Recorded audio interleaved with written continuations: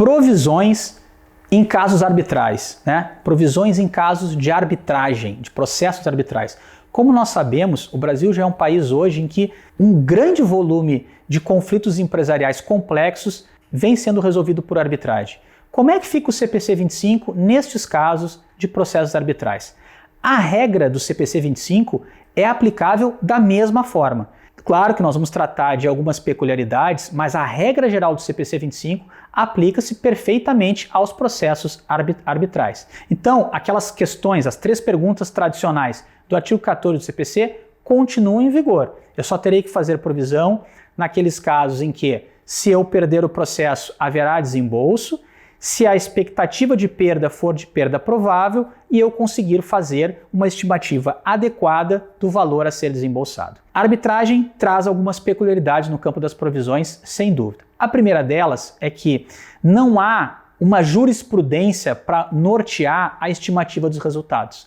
Esse é um primeiro ponto que traz uma certa dificuldade, né? Num caso judicial, nós temos toda a jurisprudência para tentar fazer uma estimativa mais adequada do resultado daquela demanda. No caso da arbitragem, nós não temos isso.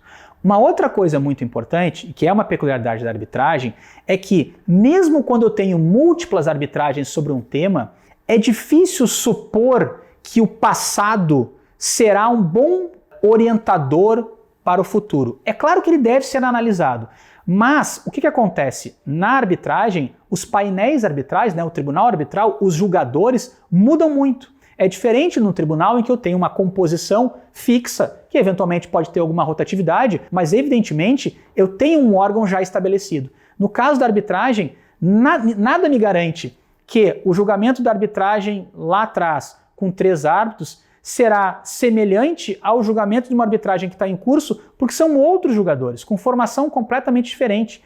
E, inclusive, pela questão do sigilo, não necessariamente sequer um tribunal arbitral vai saber da outra decisão. Então, a arbitragem traz algumas peculiaridades. Outra que vale a pena ser mencionada aqui é com relação ao momento da provisão. No caso da arbitragem, né, nós temos um momento em que há uma espécie de estabilização da demanda, né, que é do termo de arbitragem.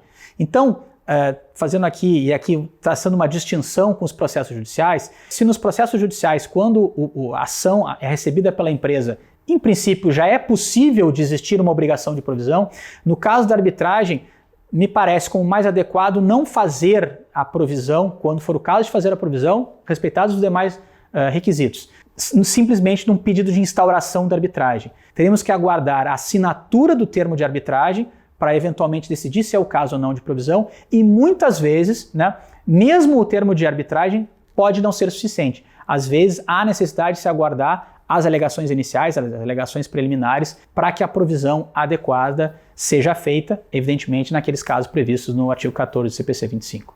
Como regra geral, portanto, tem peculiaridades, mas o CPC 25 segue em aplicação.